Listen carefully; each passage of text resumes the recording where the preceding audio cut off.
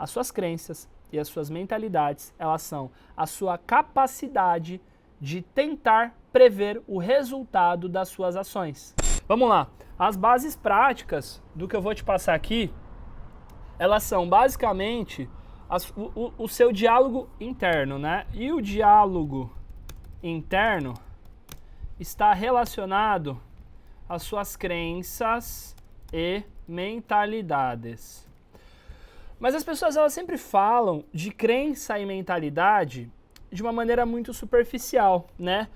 Qual que é a raiz do nascimento de uma crença e de uma mentalidade? Elas nascem, na verdade, para te proteger. O nosso corpo, ele é um organismo que basicamente ele é a mesma estrutura física, tá? Do que era de um homem há 15, 20 mil anos atrás. Só que você não concorda comigo que o mundo era muito diferente naquela época do que ele é hoje?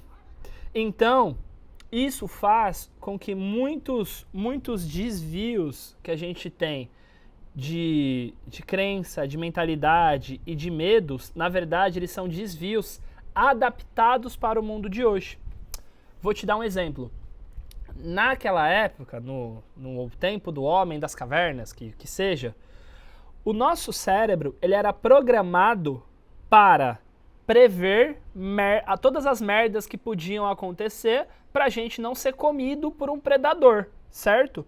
Só que hoje em dia, os nossos problemas humanos, eles não estão relacionados necessariamente ao nosso instinto natural, ao nosso medo de ser comido por um predador. Os nossos medos humanos, eles estão relacionados aos medos sociais. Por quê? A nossa maior moeda de troca hoje em dia é a nossa imagem. O que isso significa? A mentalidade e a crença nasceu para que a gente tivesse uma capacidade prática de prever as coisas ruins que podiam nos atingir. Só que a gente já não vive mais naquele cenário de mundo perigoso. Você sai na rua, tudo bem, em São Paulo pode ser que você possa ser assaltado, mas você não vai ser comido por um bicho gigante. Então, por isso que a gente tem muita dificuldade em lidar com o nosso comportamento e com os nossos medos sociais, porque ele atinge uma parte da nossa psicologia relacionado a esse instinto de sobrevivência. Por isso que muitas vezes pode parecer bobo, mas às vezes você tá no rolê e aí você vê uma mina muito gata, você trava, você fica com medo, porque é uma reação bioquímica agindo dentro de você da mesma maneira que você se sentiria se você tivesse com um predador na sua frente prestes a te comer. Então olha só, a nossa evolução artificial ocorreu mais rápida do que a nossa evolução biológica, por isso a gente tem alguns desvios sociais, porque o nosso cérebro associa o medo social, né, muitas vezes essa dificuldade de chegar numa mulher muito bonita, essa dificuldade de se expor a novos ambientes, de inclusive muitas vezes falar em público, sabe, coisas que deviam ser básicas e que não deviam nos travar, coisas simples. A gente associa isso ao mesmo medo primitivo que tínhamos no tempo que a gente podia ser caçado por um predador. O processo que acontece dentro da sua bioquímica, tá? Isso eu tô falando de bioquímica humana. Ele é exatamente o mesmo. Por isso que muitas vezes aquele cenário parece tão desafiador. E aí eu vou te fazer uma pergunta. Como você acha que a gente faz para acabar com esse processo? Para conseguir controlar o nosso cérebro diante de um cenário como esse? Pode chutar qualquer coisa, tá? Não existe resposta certa ou errada.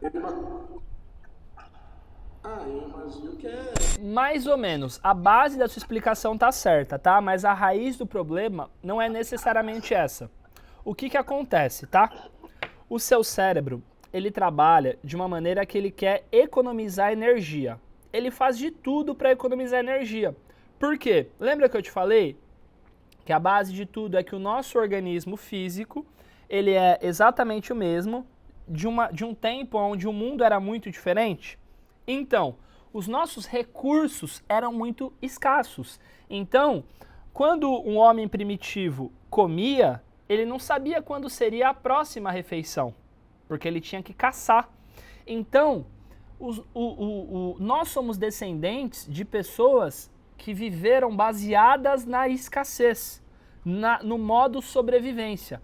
Então, tudo que o seu cérebro consegue automatizar, para ele é melhor, porque ele economiza energia, entendeu? Economizando energia, você precisa de menos recursos para sobreviver. Então, na verdade, essa é a raiz daquele lance do eu preciso sair da zona de conforto. A zona de conforto é importante para a nossa sobrevivência e é por isso que ela existe, tá? Então, a raiz desse problema é essa. Só que como é que eu saio disso?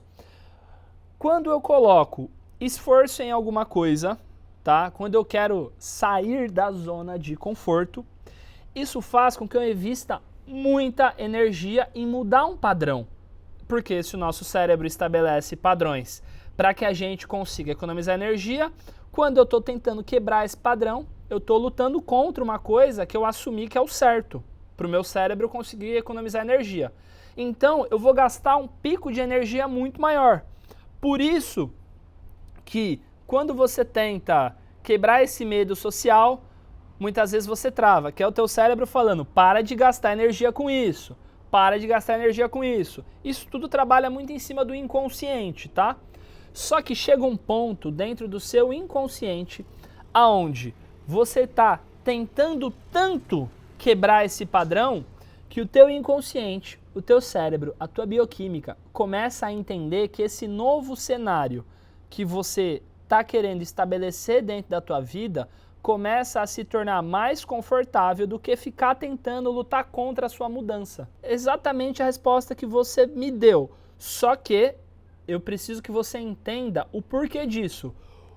O seu organismo, tentando economizar energia, chega num pico de gasto de energia emocional, tá? Porque eu sei que aquela ansiedade, aquele medo muitas vezes de chegar, muitas vezes aquele medo de falar em público ou de expor socialmente. Isso é uma coisa que consome muita energia da tua cabeça, tá ligado? De fazer o rolê valer, porque já gastou, de tipo, putz, eu quero acordar cedo, mas aí eu não consegui. Cara, quando você chegar num ponto, literalmente, de pressão, onde o teu cérebro começa, de maneira inconsciente, a perceber que é muito mais fácil e mais simples ele deixar você mudar e estabelecer esse novo padrão do que te manter ali, preso onde você está, é aí que as coisas mudam, tá? Só que você não pode cair na ilusão de que esse medo social nunca mais vai acontecer. Esse ponto nunca vai chegar na sua vida, na minha vida e na vida de ninguém, tá? Esse medo sempre vai existir. Vou te dar um exemplo muito simples. Sabe quando você pula numa piscina que ela parece gelada no começo e depois ela fica agradável? Você acostumou naquele momento, não acostumou? Só que você não concorda comigo que se você sair da piscina e no dia seguinte você vai pular nela, a sensação ainda é a mesma? Você acaba tendo que pular de novo para se acostumar, para ela se tornar agradável. Entendeu? Então, essa construção ela vai acontecer dia após dia. O que vai mudar? É a sua atitude diante da piscina. Você não vai mais ficar enrolando para pular na piscina. Ou seja, você não vai mais ficar enrolando para chegar em quem você quer chegar, da maneira que você quer chegar, no ambiente que você quer chegar. Preciso que você tire essa culpa, tá? Eu preciso que você associe isso à diversão, porque essa evolução, ela só vai começar realmente a acontecer quando o processo começar a se tornar divertido para você, tá? E aí vem um outro ponto de importância muito grande que teu cérebro acaba dando, principalmente para essa área do relacionamento. Por mais que você esteja no momento de tipo assim, não quero me relacionar, quero pegar todo mundo e que se foda, a sua bioquímica também age sempre no sentido de reprodução, de perpetuação dos seus genes, da sua espécie. Então, quando você vê uma mulher muito bonita, O belo existe para que você consiga selecionar uma pessoa que tenha bons genes para passar a sua descendência para frente. Então, quando você vê uma mulher bonita e leva um fora, é quase como se o seu cérebro estivesse interpretando aquilo como se fosse o fim do seu ciclo, o fim da tua vida. Então, por isso que o fora, o não, a rejeição, ela acaba tomando muitas vezes um peso muito grande. Porque você associa isso à não continuidade da espécie. E isso tudo acontece de maneira inconsciente. Sabe por que você fica tão apegado à tua ex-namorada? E a gente já conversou sobre isso. Porque justamente a tua ex-namorada tinha uma coisa com você chamada de conexão emocional. Quando você tem uma conexão emocional, isso faz com que o teu cérebro e a tua bioquímica associe a isso a um relacionamento de longo prazo. E como o bebê humano ele é muito dependente dos pais, isso faz com que você olhe para aquela pessoa e acredite que aquela pessoa é a pessoa certa. Tudo o que você investe energia é atraente para você. Então, ainda dando uma pincelada sobre o processo do que aconteceu contigo e com a sua ex-namorada, daqui para frente eu não vou mais falar especificamente sobre o assunto, a não ser que você precise falar, porque até essa nossa conversa incentiva você a ficar cada vez mais atraído por ela, porque ela faz parte do assunto.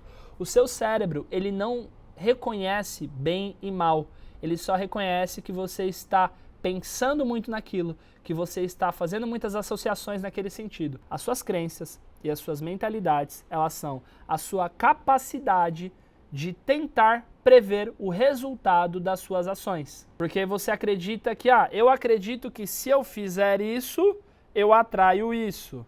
Você entende? É só você tentando pensar no futuro. E pode ser um futuro curto, ou pode ser um futuro um pouco mais longo.